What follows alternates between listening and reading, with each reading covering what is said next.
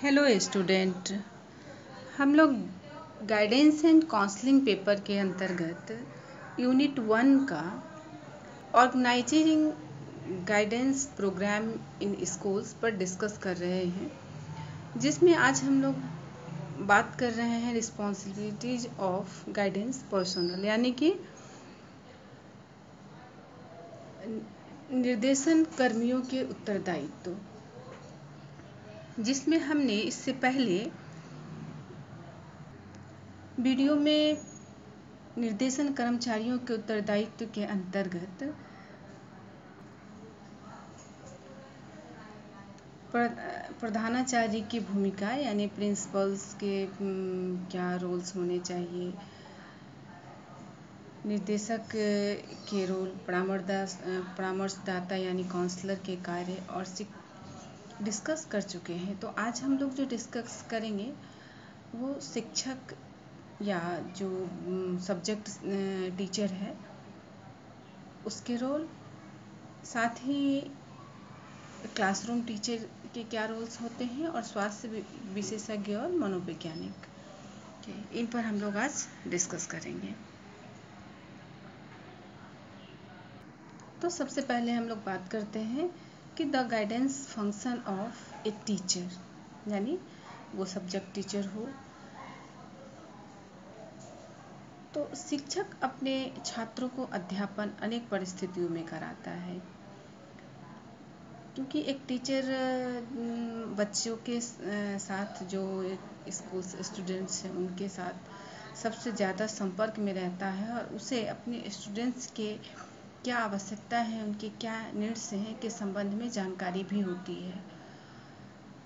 उनकी विभिन्न समस्याओं का भी उसे नॉलेज होता है, क्योंकि डेली कम्युनिकेशन होता है क्लास के थ्रू, इंटरेक्शन होने से, क्लासरूम की एक्टिविटी के ज़रिए, बच्चों से बात करने से या पढ़ाने के अंतर्गत कोई उसके ऑब्जर्वेशन के दौरान टीचर को बहुत सारे उसके बारे में जानकारी हो जाती है, छात्रों के बारे में। तो अतः एक टीचर निर्देशन कार्यक्रम में, गाइडेंस प्रोग्राम में अपना बहुत अधिक सहयोग प्रदान कर सकता है। शिक्षकों के निर्देशन संबंधी जो कार्य हैं, उत्तरदायित्व हैं, वो निम्नलिखित हैं।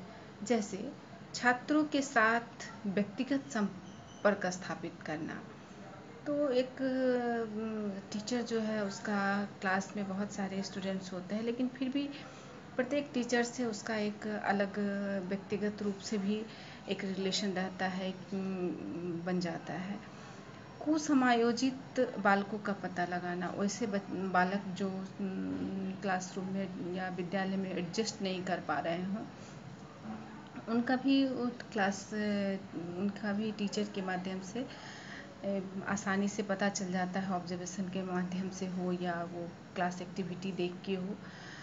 तो ये भी वो आराम से पता लगा लेते हैं कि कौन बच्चे हैं जो क्लास में एडजस्ट नहीं कर पा रहे हैं। अभिभावकों से संपर्क स्थापित करना, तो बालकों की समस्याओं से लेके उनका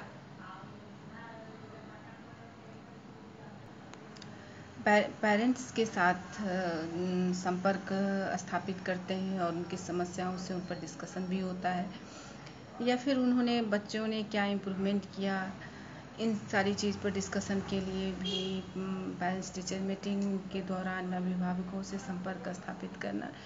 यानी कि बहुत सारे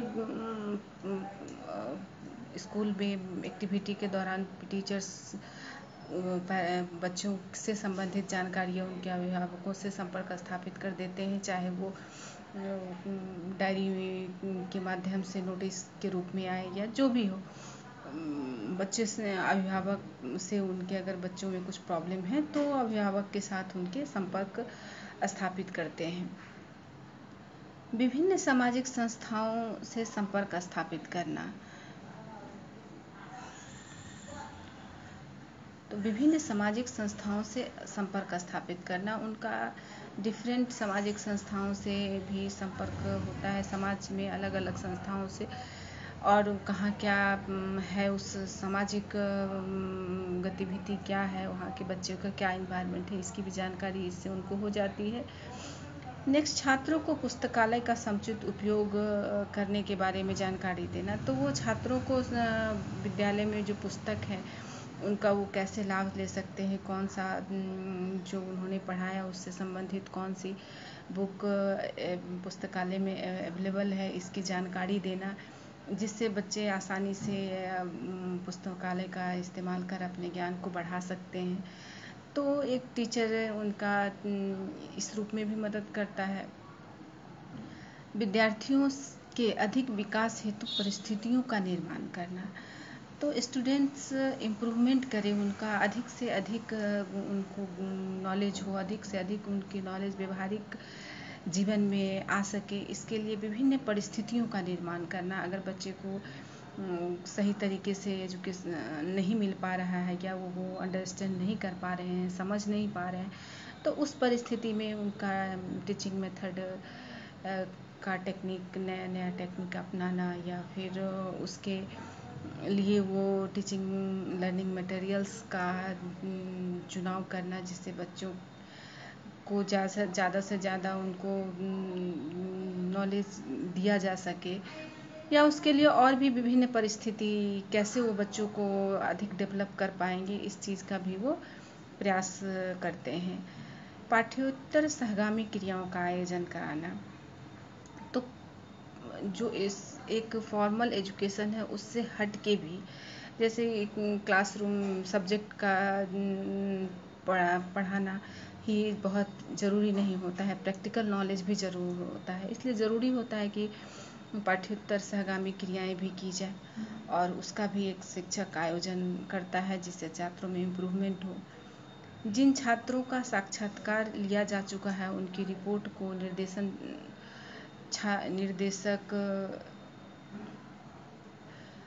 छात्रों को प्रदान करा। जैसे सॉरी, इसमें एक लाइन गलत लग रहा है।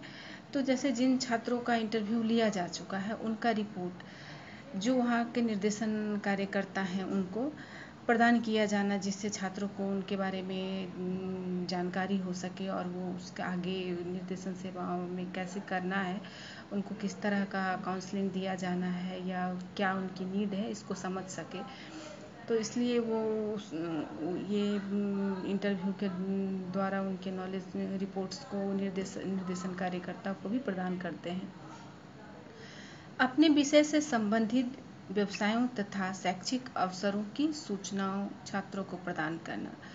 तो जो वो सब्जेक्ट एक शिक्षक पढ़ा रहे हैं उनके संबंधित क्या क्या व्यवसाय हो सकता है, क्या क्या उनके लिए आगे शैक्षिक अवसर हैं, इन सारी सूचनाओं को प्रदान करना। जैसा कि अगर फिजिक्स का टीचर फिजिक्स पढ़ा रहा है या बायो का टीचर बायो पढ़ा रहा है, तो फिजिक्स का टीचर उसको आगे फिजिक्स में क्या क्या स्कोप है, उसमें वो कहाँ क्या साइंटिस्ट बन सकता है, वो इंजीनियर बन सकता है, इस सब अपॉर्चुनिटीज़ के बारे में बताना। या फिर बायो के छात्रों को बायोटेक में जाने की अपॉर्चुनिटीज़ है, या फिर वो डॉक्टर बन सकता है, इन सब साइंटिस्ट बन सकता है, इनकी जानकारी प्रदान करना हायर एजुकेशन में जा सकता है।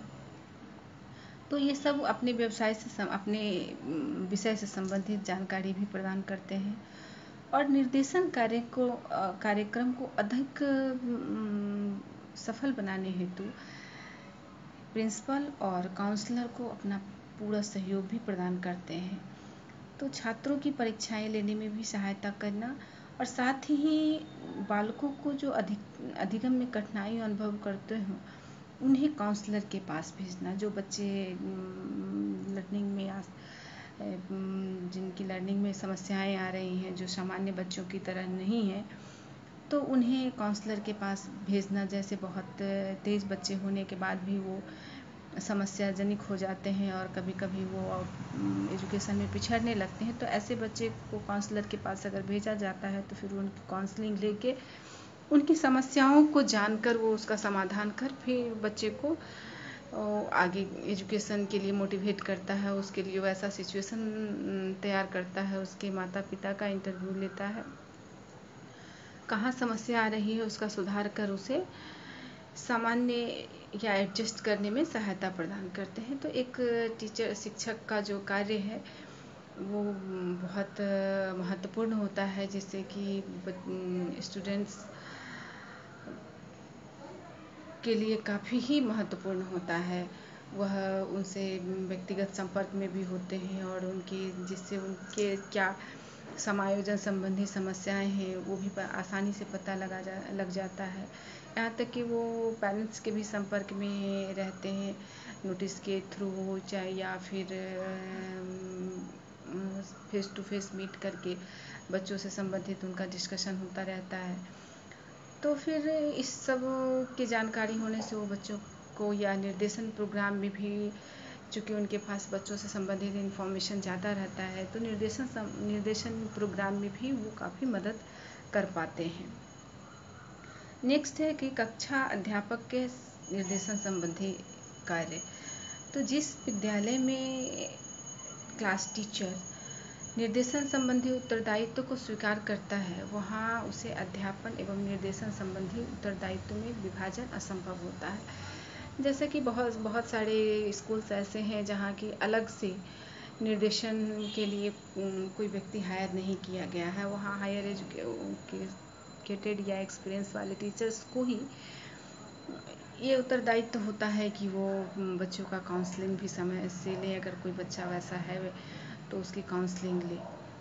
तो यहाँ जो टीचर है, एक क्लास टीचर, उसकी काफ़ी उत्तरदायित्व बढ़ जाती है कि वो अपने क्लास का अधिगम कराएं या बच्चों के निर्देशन संबंधी उत्तरदायित्व को निभाएं। लेकिन फिर भी शिक्षक छात्रों को स्वयं की योग्यताओं को समझने के कार्य का चयन करके स्वयं की प्रगति के मूल्यांकन करने में सहायता करता है।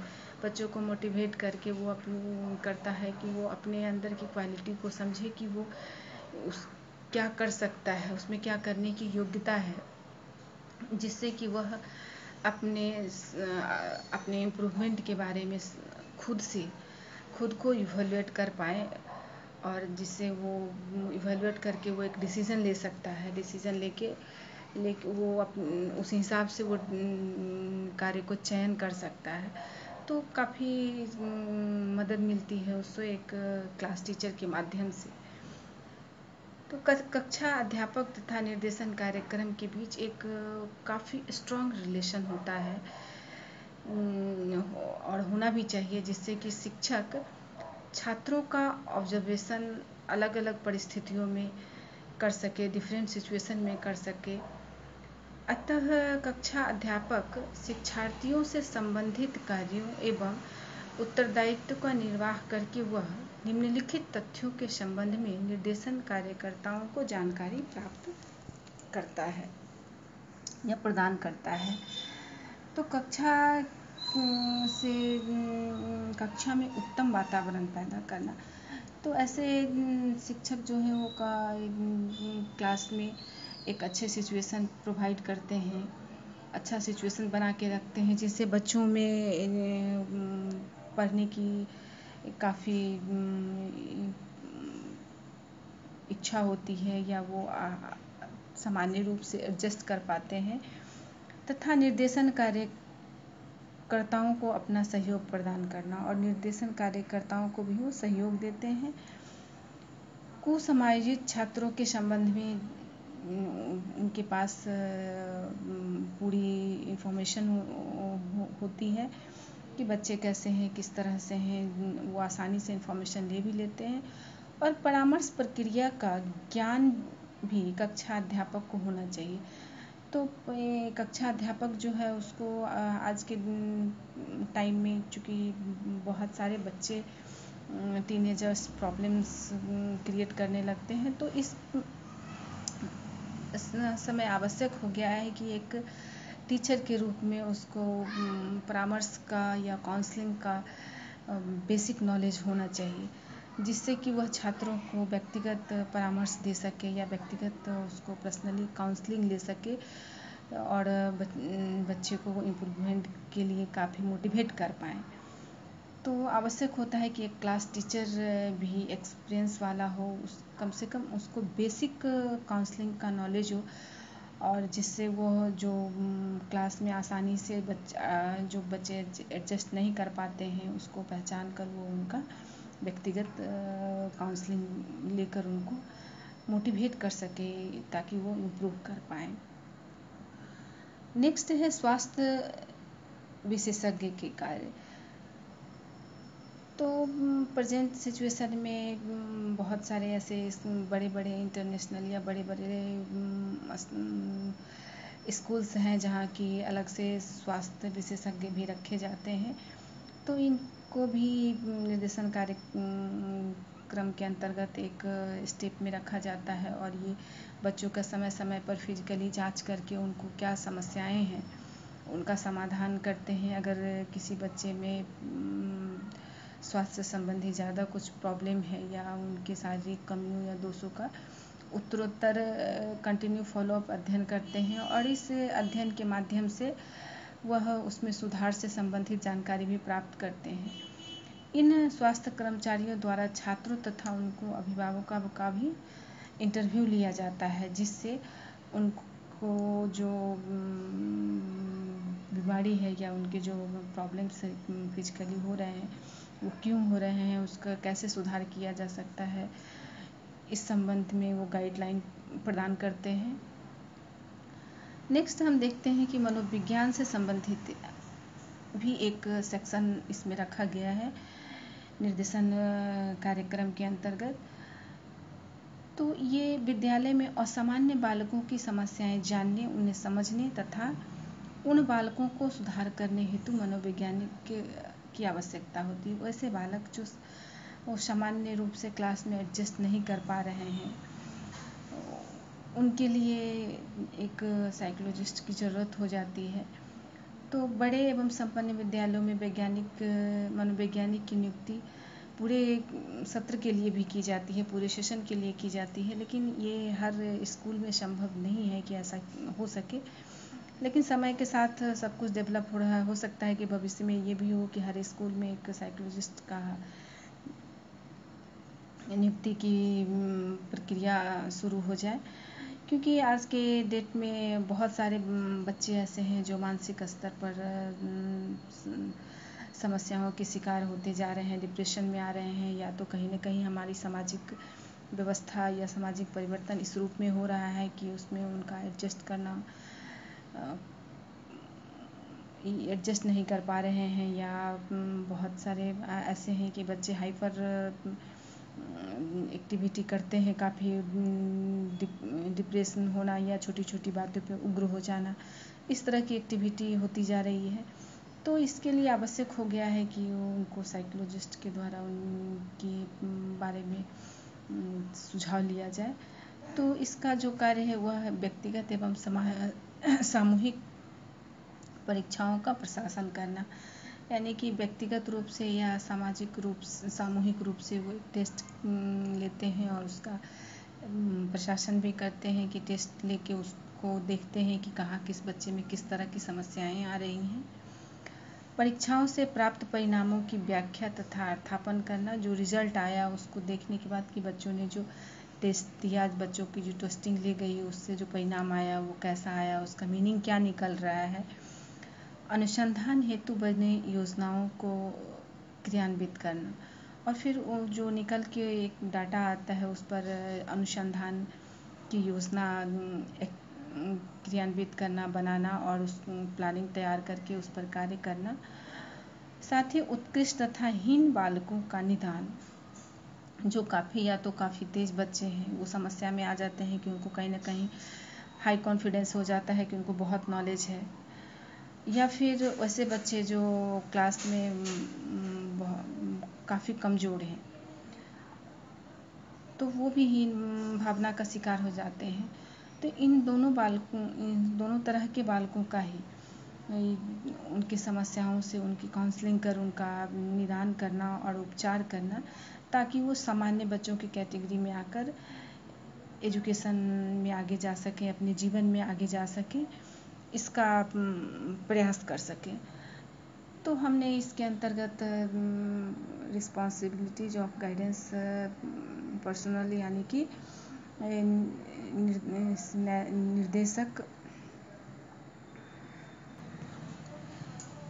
निर्देशन कार्यक्रम के अंतर्गत हमने प्रधानाचार्य की भूमिका, निर्देशक का कार्य, परामर्शदाता की भूमिका, शिक्षक तथा विभाग सब्जेक्ट टीचर और क्लासरूम टीचर, साथ ही हमने मेंटल ऑफिसर यानी कि स्वास्थ्य मेडिकल ऑफिसर और साइकोलॉजिस्ट पर डिस्कशन किया, जिसमें आज हमने इसके पिछले वीडियो में मैंने 3 टॉपिक पे डिस्कशन किया था और आज मैं इस लास्ट 4 टॉपिक पर डिस्कशन की हूँ, जिसमें कि इन सारे जो टॉपिक मैंने कहा ये सारे कुछ